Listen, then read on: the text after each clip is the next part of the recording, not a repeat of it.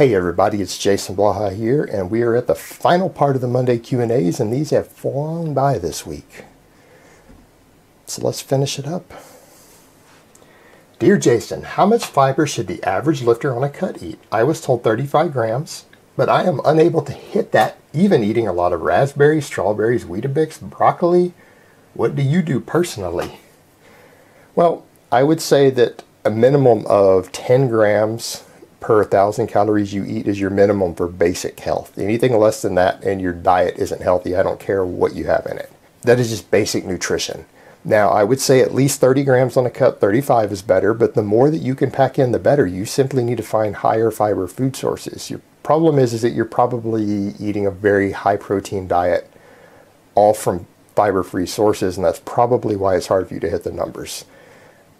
I eat right now, on my current cut on 3,200 calories, I eat around 100 grams of fiber a day. And I know that sounds impossible, but that's what I eat because of my corn chicken, for example, has per kilogram of those corn chicken bites, which are, again, a meat substitute, there's 80 grams of fiber in that. Piles of veggies, and pretty much everything I eat has fiber in it because my highest source of fat is almonds, which are full of fiber. All my protein sources have fiber.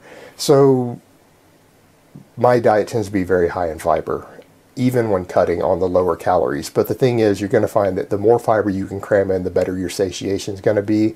So maybe you need to look at your food sources. Maybe you need to find some higher fiber protein sources, or cut your protein back just a little bit so that you can work in more higher fiber foods. And that, again, that is probably your problem.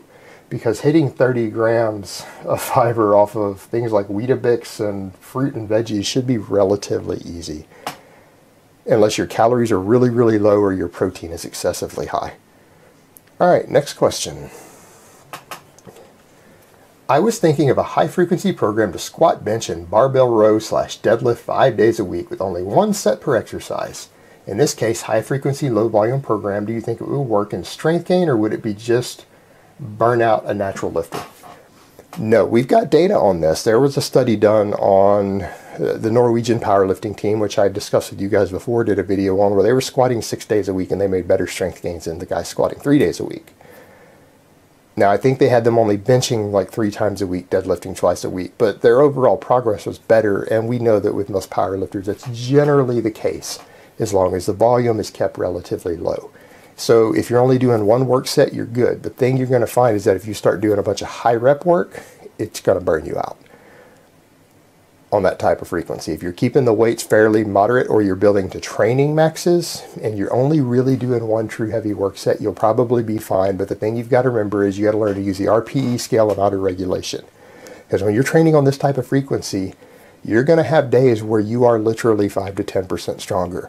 So you might have a day to where your max squat is 180 kilos, or even 180 kilos for a double, and you walk in and you hit it for a double. When you went to just do a training max and the single felt light you hit as double, you come back in the next day and you're ramping back up to 170, and you go to hit 170 and it is a grinder for a single.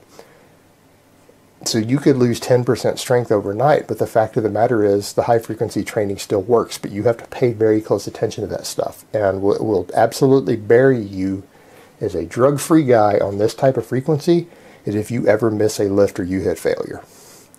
You miss lifts or you fail a big lift, you're probably going to have to take a day off from training, because you're not going to have any strength the next day when you come in.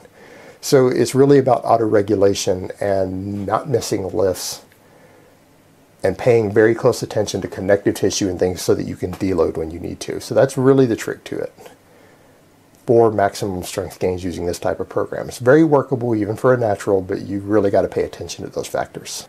All right, last question for the week. How to solve heels coming off the floor when squatting if one can do third world squats without lifting their heels. The heavier the squat, the more it kicks in. Okay, so this isn't an issue of normal mobility for you, because you can do the third world squat so that you can squat with your heels on the floor. It's an issue of the way that you're shifting the weight under load.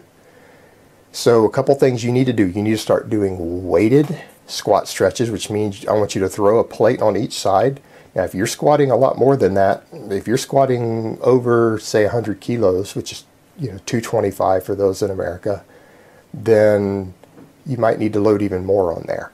But minimum of start with a full plate on each side, drop down ass to grass onto your heels, let it drag you down to where you stay back on your heels, pick your toes up so that it stays on the heels, and let it compress you down and do 30-second stretch pauses at the bottom after your training.